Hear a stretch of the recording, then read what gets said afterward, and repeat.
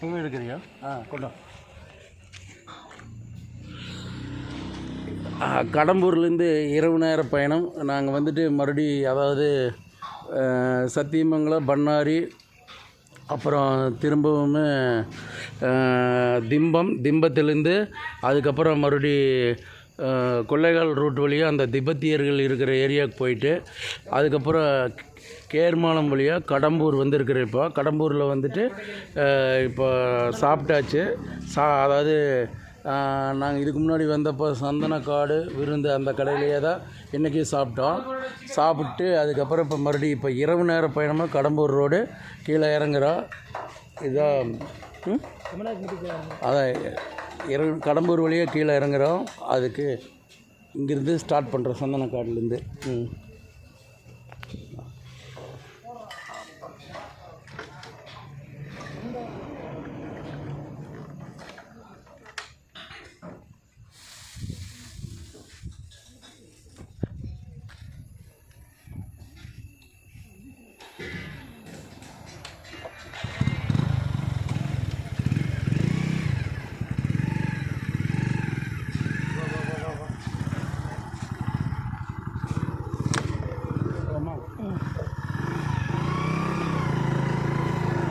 தண்ணி பாட்டில் அதுக்குள்ளே வச்சிட்டியா? இல்லை, கையில் தான் வச்சுருக்கேன்.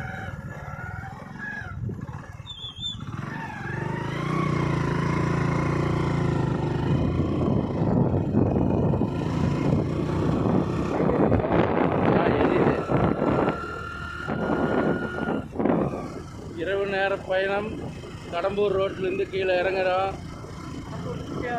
கடம்பூர்லேருந்து கீழே இறங்குறோம்.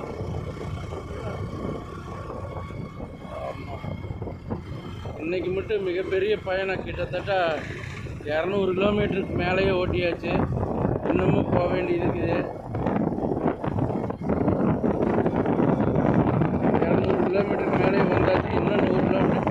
இன்றைக்கி எப்படி ஒரு 300 கிலோமீட்டர் பயணமாக இருக்குது.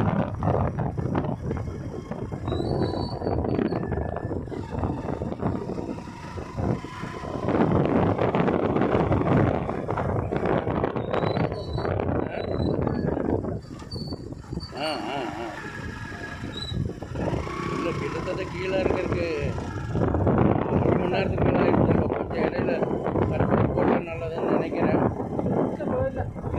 போயிடலாம். ரைட் பார்க்கலாம். எந்த அளவுக்கு வருதுன்னு பார்க்கலாம். பேட்ரி எந்த அளவுக்கு நிற்கிது அந்த அளவுக்கு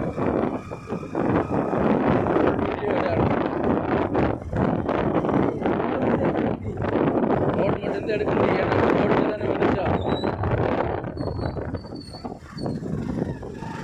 எதுவும் வராமல் இருந்தால் சரி.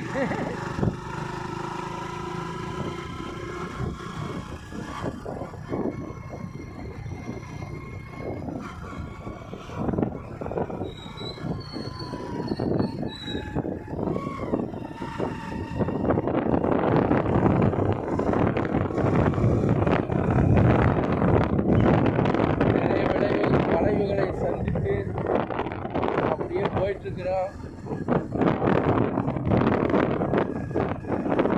நாங்கள் வர்ற வழியில் பல சோதனைகளை கடந்துட்ட. ரோடு ரொம்ப மோசம்.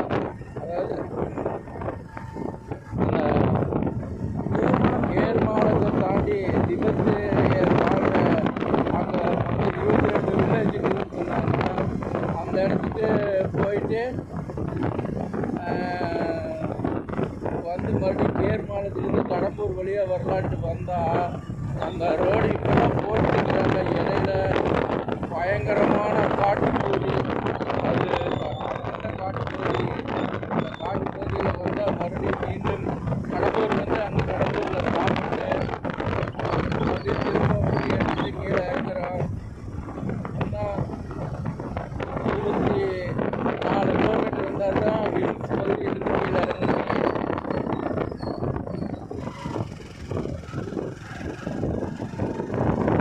இரவு நேரத்தில் இந்த ரோட்டில் எப்படி போடுறதுன்னே தெரியல. ஏன்னா இந்த ரோடு அகல குறைவு. எதுக்காக வந்துட்டு வண்டி வந்துட்டால் விலகிறதெல்லாம் சிரமம். இந்த ரோட்டில் ஏற்கனவே 2 வாரத்துக்கு முன்னாடி 2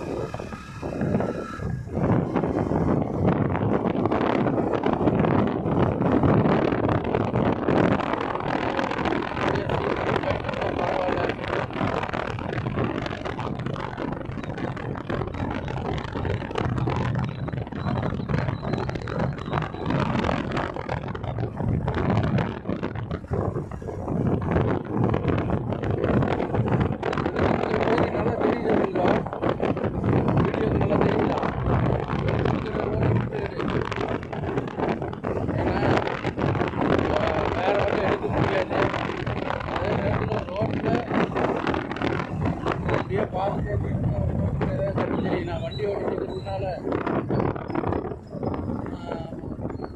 ஏர்பின் பெல்ட்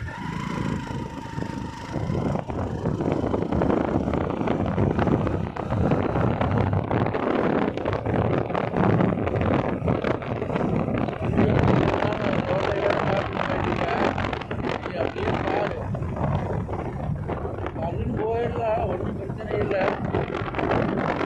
ஆனால் இது சோதனையான ஓட்டம் தான் சொல்லுவோம். ஏன்னா இது இருட்டுக்குள்ளார விட முடியாது. என்ன சத்தம் கேட்குதுடா?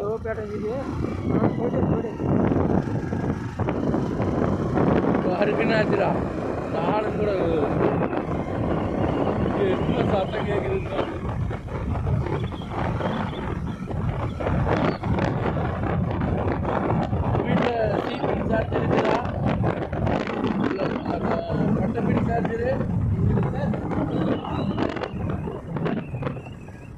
வீட்டு வரைக்கும் பேட்டரி எடுத்துக்கிட்டா போதும். அது வரைக்கும் எடுத்துடலாம். கடைசிக்கு கடம்பூர் மலையிலிருந்து கீழே இறங்குற வரைக்கும் பேட்டரி தான் போதும். இரவு நேரத்தில் மலை பயணம் இருசக்கர வாகனத்தில், அதுவும் அடர்ந்த காட்டு பகுதியில். அடே, இங்கே அந்த கோயில் வந்துட்டு மாட்டாக்குது. சின்ன இல்லை, மல்லியம் கோயில் வந்து இன்னும் போகணும். அதுக்கு முதல்ல இருக்கிற கோயில் இது. ஆனால் நம்மளுக்கு எதுக்கால பைக்கில் இன்னும் வர்றவங்களே இருக்கிறாங்க. நாம தான் வர நினைச்சிட்டு பரவாயில்லையே, எதுக்கால வர்றாங்க. எப்படி இந்த ரோட்டில் சிறுத்தை வந்துக்குது அப்படின்னு சொல்லி பேப்பர்லேயும் போட்டுருக்குறாங்க. அதையும் மீறி ஓஹோ 2 கடை வந்துருக்கா. செல்வா தைரியமாக போவான். ஆனதாயிட்டு போட்டு நம்மளுக்கு இதுதான் நினச்சா அதான் நடக்குது. கடவுள் அருள் நம்ம விட்டுருக்கிற வரைக்கும் கவலை இல்லை. இத்தனை கோயிலில் போய்க்கிற ஒரு சாமி நம்மளை காப்பாற்றாது.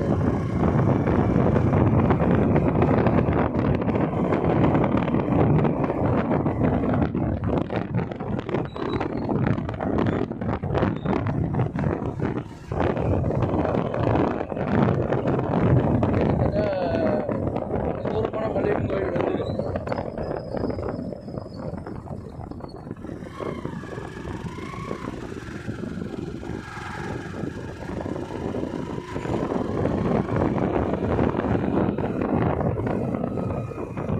பரவாயில்ல, வண்டி வெளிச்சம் ஜம்முன்னு தெரியுது ரோட்டுக்கு.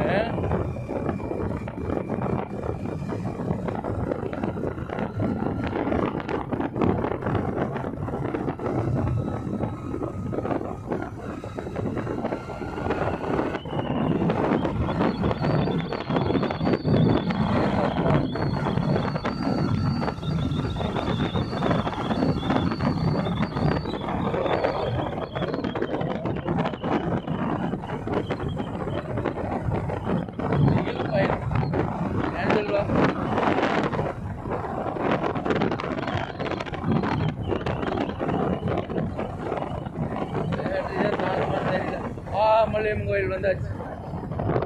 மல்லியம் கோயில் இதுதான் மல்லியம்மன் கோயில்.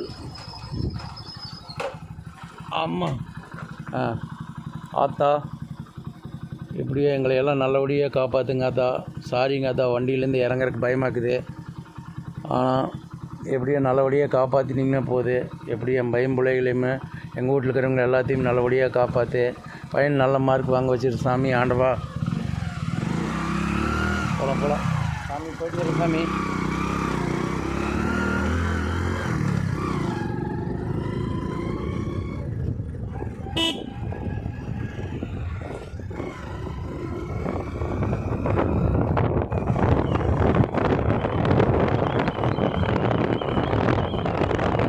மல்லியம் கோயிலேருந்து கிளம்பியாச்சு.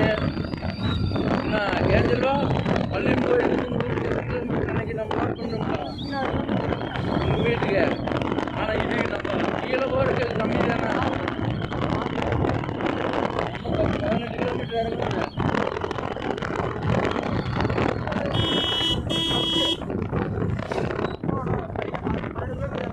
12 கிலோமீட்டர்.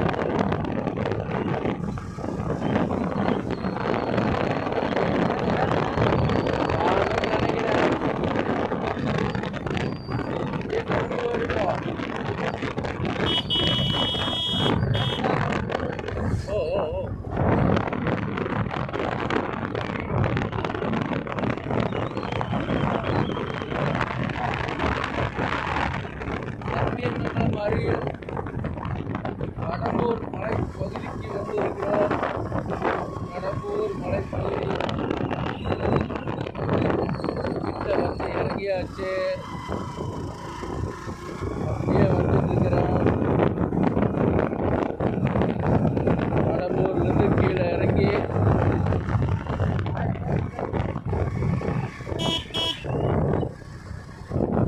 செல்வா எப்படி போயிடலாம்.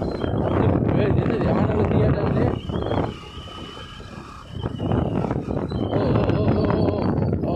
லாரி ஏதோ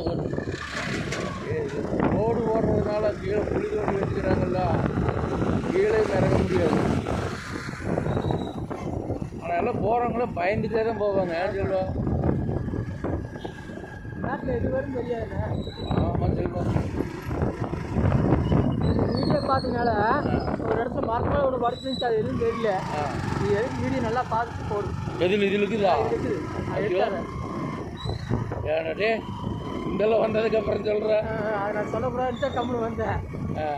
மரத்தில் ஒன்று படுத்துருந்துச்சு, அது எதுவும் தெரியல. குரங்கா இல்லை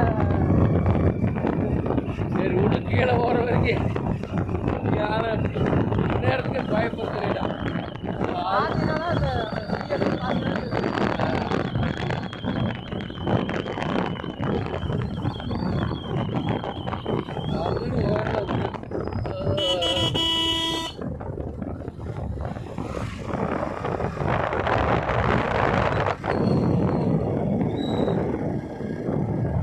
இறக்க பிரச்சனை இல்லை சொல்லுவோம்.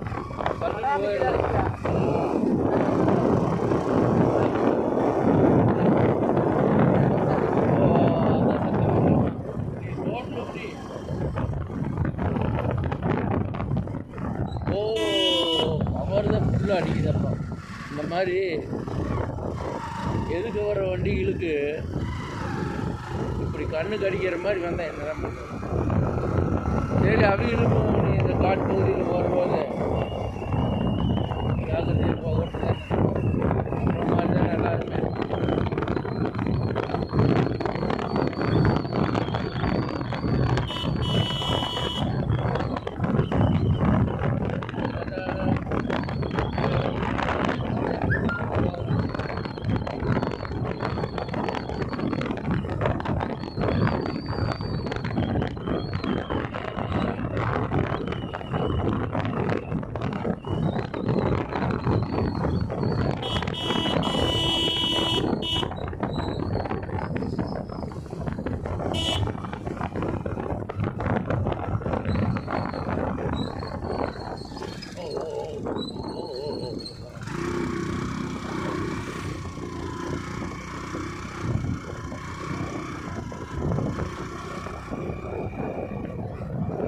அங்கங்கே லைட் ஹீட் வச்சுருந்தாங்கன்னா கூட மழையில் இப்போதான் நிறைய வண்டி வந்துருச்சு. அந்த சோலார் லைட்டுகளும் வைக்கலாம். சரி, ஒரு ஆனந்த சோலாராக ஒரு கண்ணுக்கு குடி வெளிச்சு முடிக்கிற மாதிரி ஓட்டுறோம்.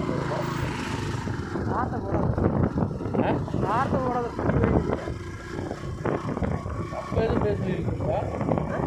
நான் ஏதோ தப்பாக பேசிக்கிறேன். அது வந்து பல பேச்சு வழக்குகள் வந்துருச்சு செல்வா. நீ வேற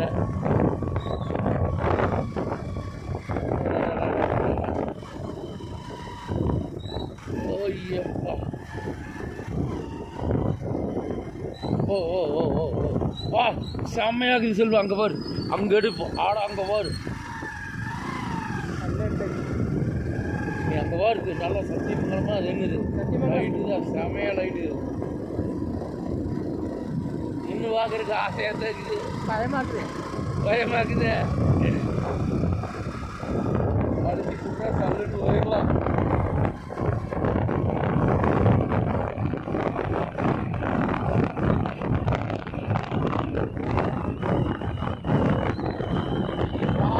இயற்கை பயன்பாடாக இருக்கிறோம். சாப்பிட்டேன்.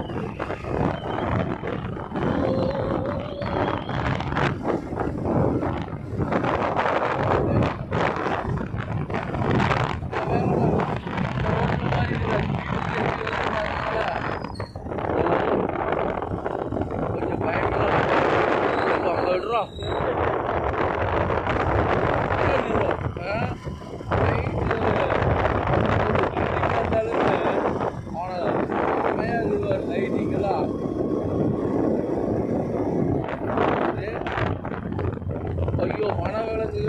வாழும் பகுதி ஓட உக்கால் வருது.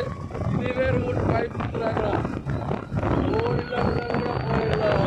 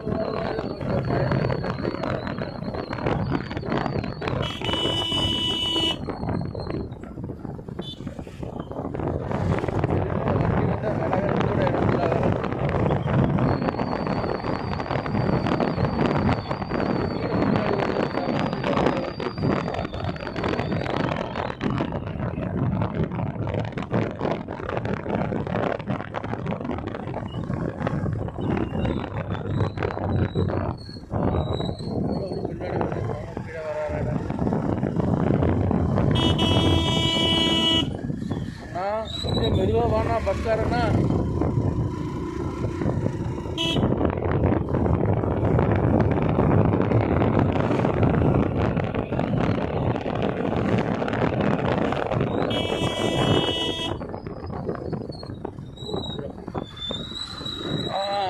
பார்த்து பார்த்து கீழே இறக்க முடியாது செல்வா. ரோடு அந்த அது மேலே ஏறவங்களுக்கு நம்ம வழி விட்டும் ஆகும் நிறைய நேரத்தில். ஏன்னா அவங்க லோடு இழுத்துட்டு போகுது. கீழே ஒரு சில இடத்துல ரோடு அந்த மேலே தள்ளியில் போட்டு நம்பிட்டாங்க. கரெக்டாக நாம் அந்த இடத்துல தள்ளி இல்லாத இடத்துலையே பஸ் முன்னாடி வந்த வண்டிக்காரன்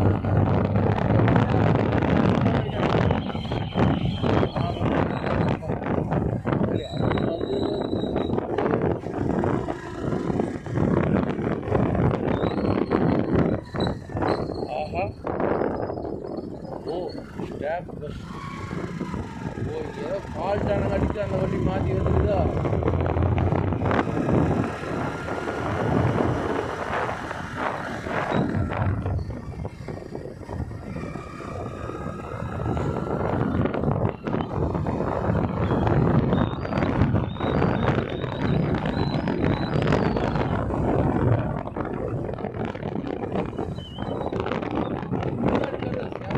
ரைட்டாக காரா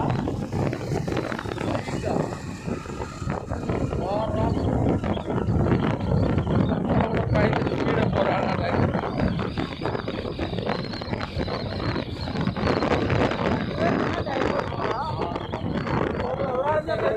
பயந்தா சரி நம்மளை மாதிரி ஆள் முன்னாடி வர்றோம்ல யாராவது வருவாங்கல்ல தைரியத்துக்கு போய்க்க வேண்டியதுதான்.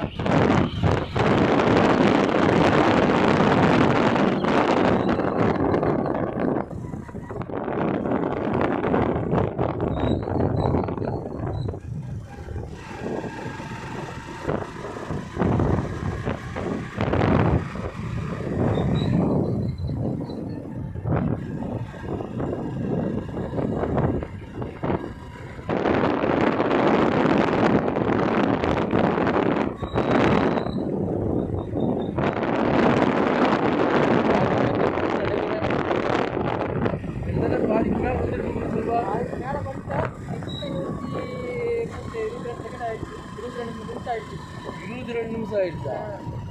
பரவாயில்ல, அதனால தப்பில்லை. அப்போ நாம் வந்துக்கிறோம்னா இன்னும் கிட்டத்தட்ட வந்துருக்குன்னு நினைக்கிறப்பா.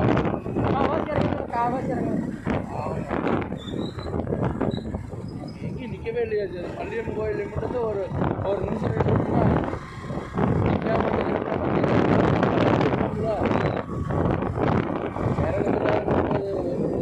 ஒரு கிலோமீட்டர் கொண்டு போய் வராமல் போயிருந்தேன். வந்துருக்கோம் கிட்டத்தட்ட பக்கமே வந்துருக்கோம். செக் போஸ்ட் தாண்டியாச்சுன்னா அப்புறம் பிரச்சனை இல்லைங்க.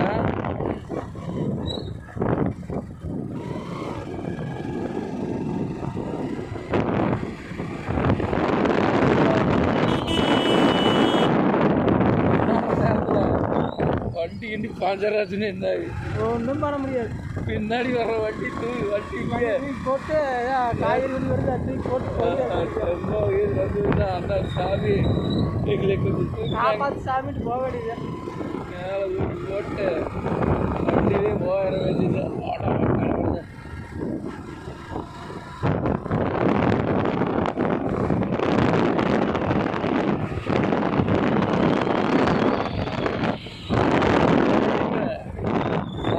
கட்டுப்பட்டு ஓடுதுதான். கிட்டத்தட்ட பார்த்தீங்கன்னா 225 கிலோமீட்டர் இன்னைக்கு காலையில் வண்டி எடுத்துருக்கு. இன்னும் 80 கிலோமீட்டர் போகும். இல்லை 80 வரும்னு நினைக்கிறேன்.